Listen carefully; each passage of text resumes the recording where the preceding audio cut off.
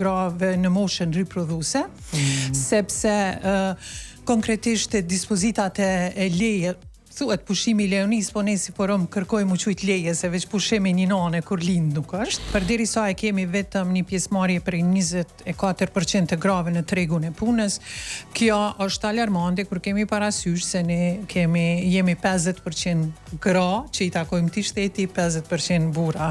Prandaj, meqense jemi shtet demokratik dhe kushtetuta e garanton politika të barabarta në këtë shtet. Ne po i kërkojmë ato që të adresohen dhe fatkeqësisht po mbesin ende deklarative, sepse kërkesa jonë më e madhe është politika më të mira në tregun e punës, të cilat garantohen nëpërmjet një ligji të mirë të punës. Ne kërkojmë që çështjet e kujdesit qoftë për fëmijë, pra qerë dhe kopshte dhe tani qendra për të moshuarit të investohet sa më shumë, sepse bara e kujdesit bie mbi gratë dhe është bara kryesore që ato mbesin jashtë tregut të punës.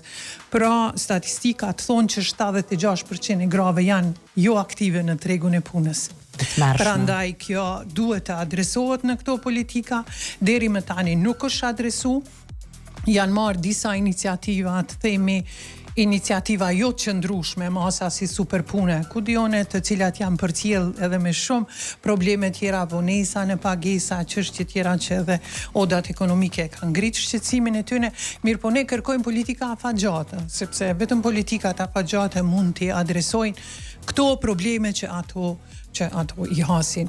Një ligj i mirë i punës, i cili aktualisht konsiderojmë që nuk ka qenë në benefitin e grave, sidomos grave në moshën riprodhuese, sepse konkretisht dispozitat e leje, thuhet pushimi i lejonis, po ne si forum kërkojmë u quajt leje, se veç pushimi një nane kur lind nuk është, dhe nuk kemi të përfshime aty politikat e kujdesit prindror, pra. Sot një babi ka veç 2 ditë kur i lind fëmiu, është shumë e padrejtë. Është e padrejtë. Dhe të rinjët sot në Kosovë dëshirojnë që bashkarisht ta marrin barën e kujdesit për fëmijët e tyre dhe kërkojnë pushimi prindror të jetë në si në shumë vende të Evropës.